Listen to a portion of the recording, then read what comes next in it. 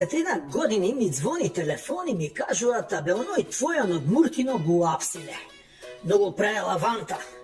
Викам, добро ден, нека одмори едно 5-6 години, па ќе го земеме пак назад ко Амди Бајрам. Абе замолел од притвор ако може да го амнестираш. Викам, тие како него кога ќе ги амнестираш, добиваат амнезија.